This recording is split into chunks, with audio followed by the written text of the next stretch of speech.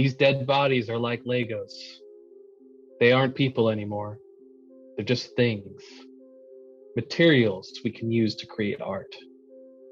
If we do it right, I mean, if this lands the way we want it to, then tonight we'll send the children to their beds crying, afraid of the nightmares they'll have.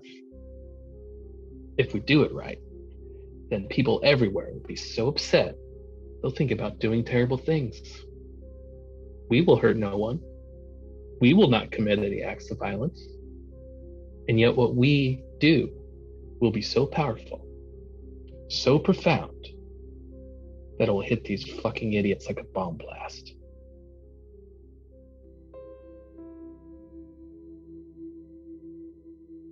Drinking whiskey in the kitchen and telling scary stories around the fire. Music, monsters, and mayhem. Killers, cannibals, and cults. Fearful fiction and furious fact. Tall tales and terrifying truths. This is a Scary Home Companion.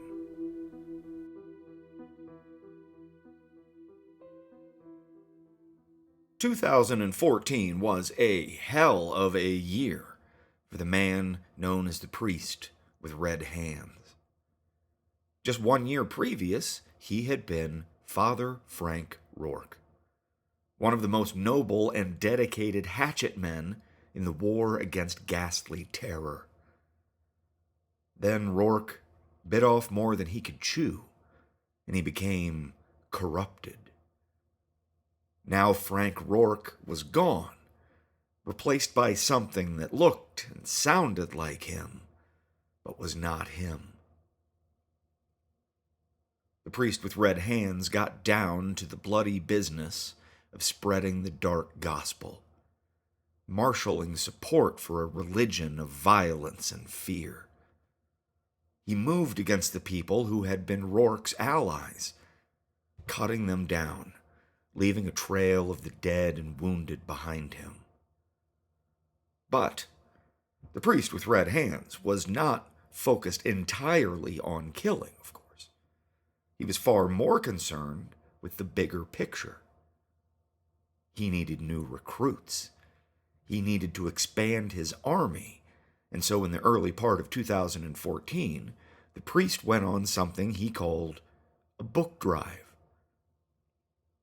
One of the greatest weapons in the arsenal of the ghastly ones isn't a blade or a brain slug.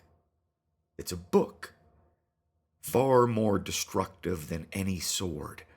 The unholy book helped to spread dangerous ideas, poisonous thoughts, nightmares that could rot and poison and twist your soul from the inside out. The book was called The Ghastly Ones. Over the centuries, it had been written and drawn by 100 different hands, and yet every book was the same. It was the Bible for this foul pantheon of demons, the source code for their eternal campaign to feed off of human nightmare and misery. Now there was a new chapter in the book, a new member of the pantheon, called the Hand Collector. The book drive was the Priest's way to push recruitment. They needed fresh blood and fresh ideas. The world was changing rapidly, and their religion was dying. The Priest needed to strengthen it, so he crisscrossed the continent, quietly giving copies of the book to people who had been identified as showing great potential. Evil lies behind many faces, wears many hats.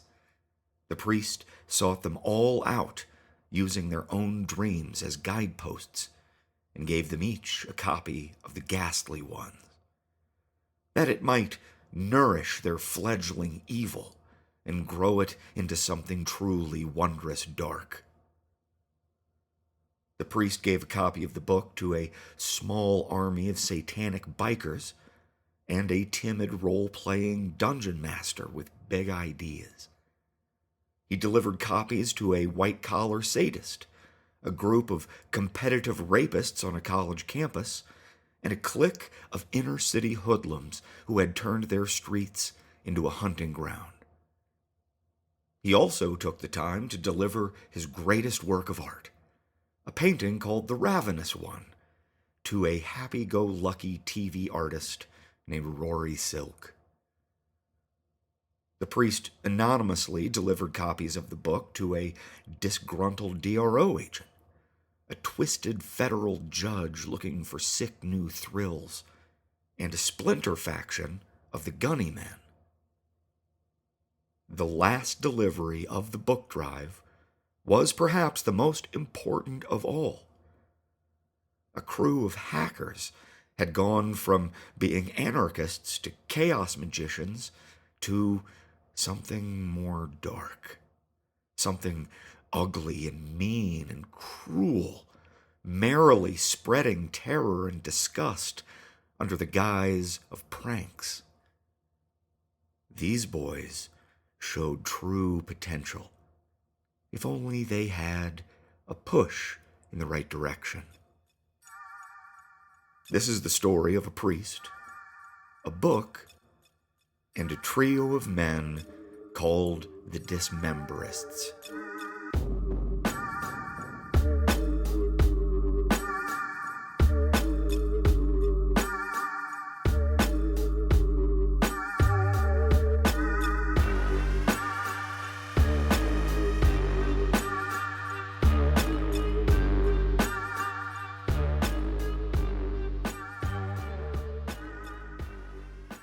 It all started with Crew Street.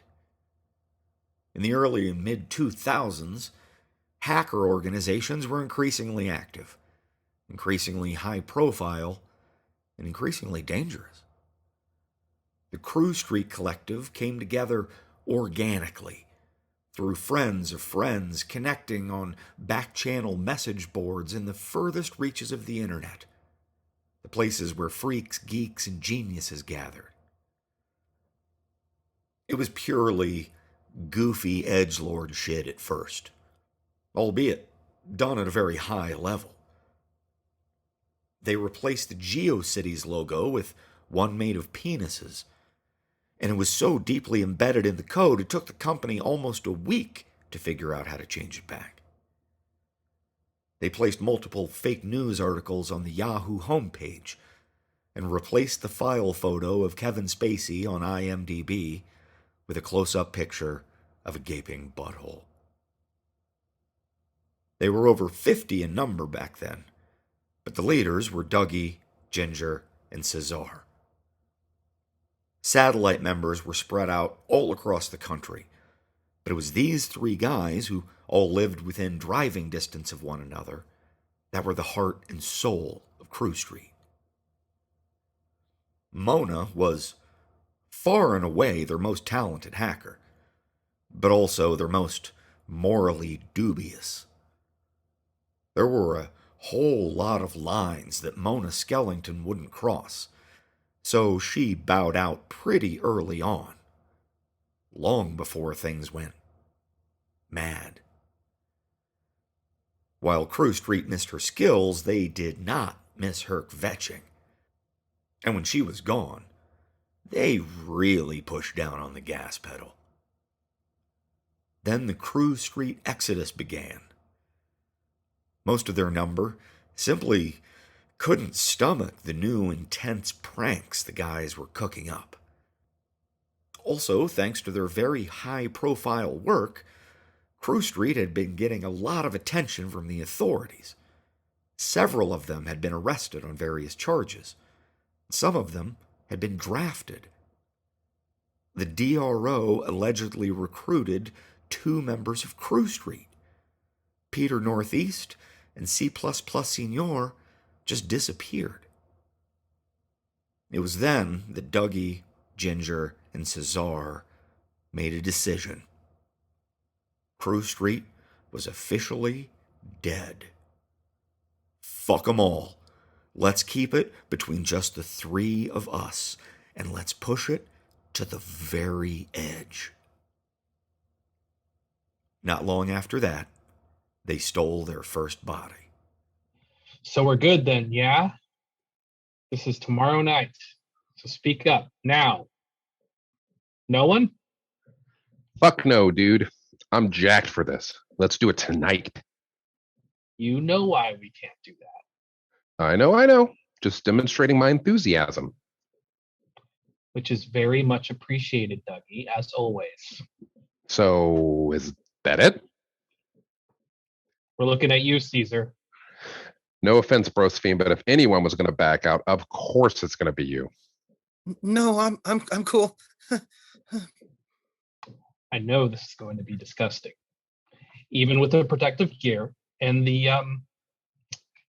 remind me again? Camphor lotion. I read online it should remove the smell. Now, even with that, this is going to be messy and a shit ton of work. Prepare for an all-nighter, boys. You know what that means. Yeah, we're gonna need a good night's sleep tonight. Fuck that. I'm getting an 8-ball. Yes. And yes. Oh, and more importantly, we can't forget the bone saw or the pruning shears. Their first idea was not a particularly original one. It was, in fact, a deep-cut reference, more or less a replica of the horrific tableau that opens the 1974 movie The Texas Chainsaw Massacre. The boys dug up a body, cut it into pieces, and made it into sculpture in the cemetery. Then they did a full photo shoot and called in an anonymous tip to the press after they left. Headlines were made in the local paper, but the story didn't go viral. So next time, they upped the ante. 2 corpses unearthed and bound together in a shockingly graphic sexual position. Baling wire and duct tape were used to bind the necessary pieces together. A bright pink strap-on phallus was employed to make sure that the scene was as distasteful as possible. And that time, they did go viral. And so that time, they took credit for it. People get a little hit of dopamine or whatever fucking brain chemical it is when they get likes and messages and shit online. You know that feeling, right? A little boost, a little pep in your step from getting that reaction. Imagine the feeling when millions of people react to your work. Doesn't matter how they react, just that they do react. That is what drove these 3 men. They had created something, and now that thing was taking on a life of its own. And they were caught up in it. They had no choice but to keep pushing it, to see how far they could take it. The Dismemberists struck twice more in the next 2 months, with variations on the same theme. When the views started to decline, Ginger knew it was time to take it up to the next level. Art is about pushing boundaries. They couldn't just keep doing the same thing. They had to escalate. And they all had different ideas on what that meant. Okay, brainstorming session in right now. Come on. What do you got for us? I got one, but you won't like it. I find that hard to believe. You have a cat, though. Caesar has a cat. No. I have a bonsai tree. No, I don't have a cat. Not anymore.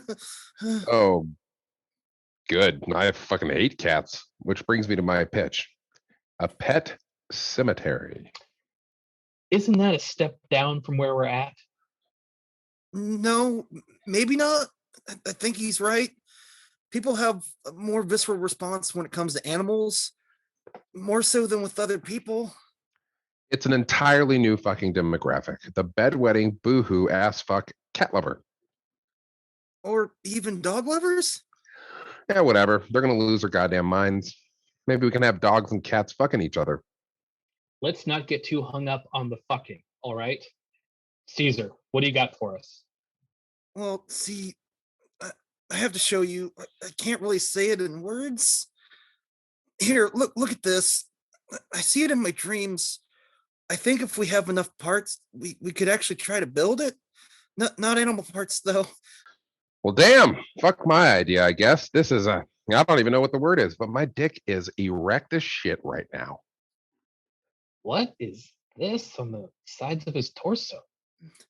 Baby arms. Baby arms? Fucking baby arms, bro. Yeah, they're like replacing his real arms. Holy shit. Fucking brilliant. Wow. You guys, I gotta say, I'm really impressed. I don't see why we can't do both. For logistical purposes, they hit the pet cemetery first. The results were boffo. It got a lot more traction than their earlier tableaus. As predicted, the same heinous acts committed against dead animals generated a great deal more outrage than with human bodies. Now, even the most ardent apologists and free speech activists had to admit that the Dismemberists had gone too far. People were one thing, but little doggies and kitties? As an unexpected bonus, security actually decreased around local human cemeteries for a few weeks. That's how concerned people were about their pets. The animal graveyards suddenly got the lion's share of scrutiny and attention. Dougie scoped out a remote and mostly abandoned graveyard that adjoined a pet graveyard. He had a gonzo idea involving another strap-on, only this one would be made from the skulls of dead cats, stacked one on top of the other. And that would be used in a morbid tableau that would have even the most jaded pornographer shuddering. Ginger wanted to go in a different direction and insert a dead dog curled into the fetal position inside the womb area of a woman's torso. Cesar put his foot down. He said that his idea was up next in rotation, and it was his turn. Cesar was more adamant than Ginger or Dougie had ever seen him. To be fair, his tableau idea was something special. It also had the highest degree of difficulty yet. Ginger thought it would require a bare minimum of 6 corpses. Cesar was outraged at that number, thinking that his grand idea was being lowballed. He wanted 10 bodies at least, better yet, 12, so that they would have enough limbs and enough faces to really do some work. If they were going to build a ravenous one, even on a small scale, they needed a great many pieces and parts. The ravenous one had a spider crab-like flurry of arms jutting out from under a blocky torso covered in skinned human faces. In the dreams, the victims had become part of the monster, and every mouth shrieked, every empty eye hole wept blood. A tail of tangled, twisted legs and limbs trailed behind it. Ginger asserted they needed to simplify the design. Ultimately, Cesar saw the light of reason. He agreed to Ginger's ideas, on the condition that he would be allowed to take home a few of the extra pieces with him. Their morbid human sculpture of the ravenous one set the world on fire. Before, people had merely been outraged. upset. They'd been angry. They had wanted action. Now it was different. Now they were scared. The images they saw on their screens, the grisly visage of something half remembered from the echo of a lost dream. It fucking terrified people. The Dismemberists were no longer considered a rogue hacker group. They were, in the purest sense of the word, terrorists. The DRO issued a statement about them. So did the FBI and the White House. And the lads, they just ate it up. It felt like a big win, like they'd finally arrived on the world stage. But it still wasn't enough. Ginger had some bold new ideas that involved more bodies and less digging. To his surprise, no one argued. So I don't know how to say this, but I wanted to tell you guys something crazy. Crazier than cutting the arms off of dead babies? I'm all ears, dude. Caesar, you said you got the idea for that thing we made last night from your dreams. That's where you saw it? Yeah, every night. Now, does it talk to you? It can't talk. It doesn't have a jaw. The, the face is sewn to his skin. They just cry. They don't really talk. Damn it, Caesar. You've never been sexier. This whole thing we're doing. I got the idea from a dream too. There's a butterfly woman who talks to me. I think I'm awake, but I can't move. And the butterfly woman sits on the edge of my bed and whispers ideas to me. And I just thought I was fucking nuts. But after what Caesar said, I don't know. Dougie, what do you think? What's that look? I see a lot of things, man. You know the meds I'm on, they fuck up my sleep. But sometimes I see, should it sound stupid, but I see an island. There are all these deformed things looking out at me. Come on, Dougie. I swear I'm not making this up, all right? But I've seen that monster before. The one from Caesar's dreams. I saw it in my dream. It's on the island. There was a woman there with the skin of her back turned into butterfly wings. I've seen her too. So either we're all going crazy together, or We're not crazy at all. We're chosen. Chosen by what? After taking a few days off to recharge, regroup, and have a little personal time, the Dismemberists reconvened at Ginger's warehouse loft for a brainstorming session. It was time to push it to the next level. As soon as they could agree on what the next level was. A new option was presented to them, most unexpectedly, when a priest walked into the room. He wore a collar, a black suit, and supple maroon gloves. He was carrying a very old book under his arm. "Gentlemen," he said kindly. Dougie jumped to his feet, ready to fight. Cesar cowered behind his chair. Ginger, he just sat up a little bit straighter and ran his fingers through his long, greasy hair. Last night, the butterfly woman had whispered to him that she was sending a friend to visit. Ginger tried to calm down Dougie and Cesar, even though he himself didn't know what to expect. He'd been told to mind his manners, so he offered the priest a seat. The priest took a chair and laid the handwritten book down on the coffee table between all of them. "Initially," he said, "I was coming here just to give you this, and you never would have seen me. I would have left it for you to discover on your own. When you read the book, it guides you through it. It chooses you. I'm not really needed in the process.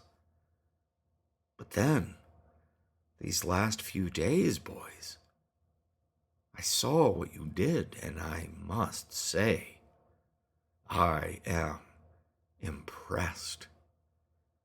And this is not a word that I use lightly, but I am impressed. More importantly for you, the people I work for were impressed as well, especially the ravenous one. That was you, wasn't it?" He looked at Cesar, who nodded and giggled. "You have a gift, son. All of you have a gift. You're very special. You're capable of great things. That's why I'm here. That's why I came in to introduce myself instead of just hiding a book. You three have brought new life to the ravenous one." The priest seemed to beam with pride. Pride only a son could have. "You spread our gospel, boys. You reached out and made more people aware of the ravenous one than ever before, in over 100 years. And you did it in a few hours. He's stronger now, and that's thanks to you."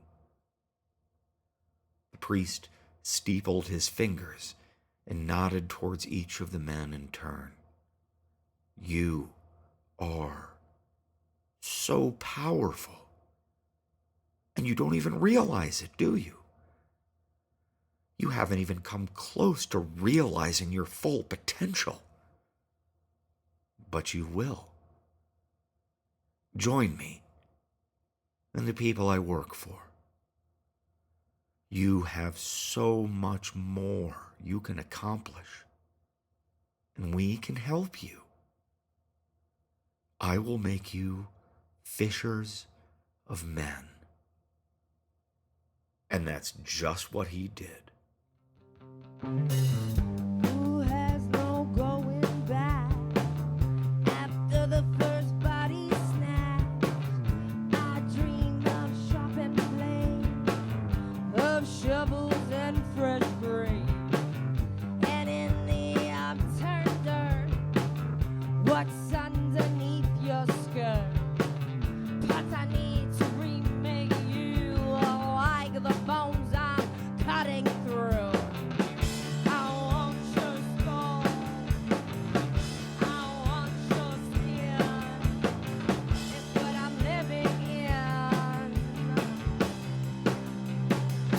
Dismember you.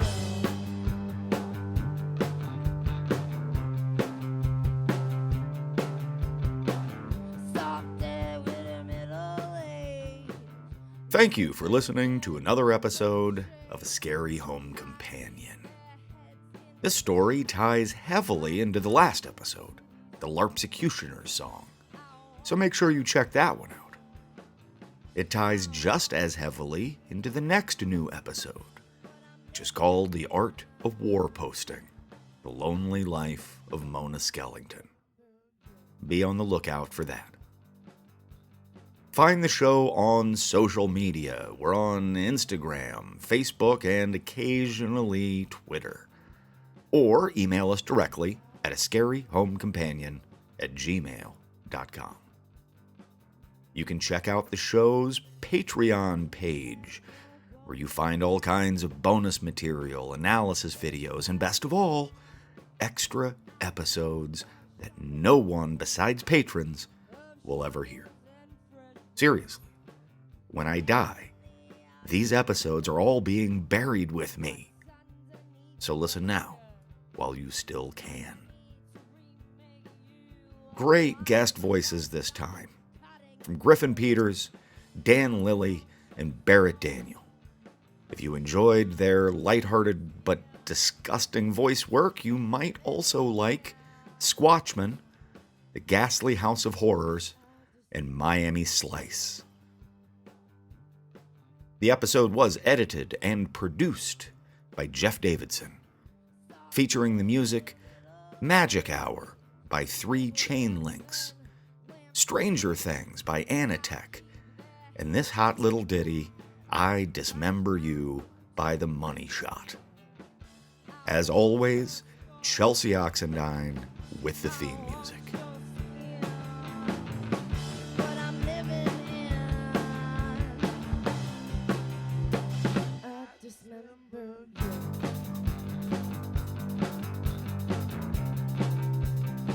I dismember you.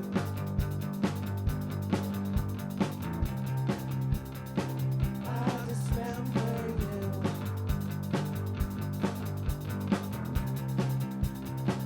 I dismember you. But, anyway, you're getting this take. Hell or high water, even if you have to edit the fucking shit out of it.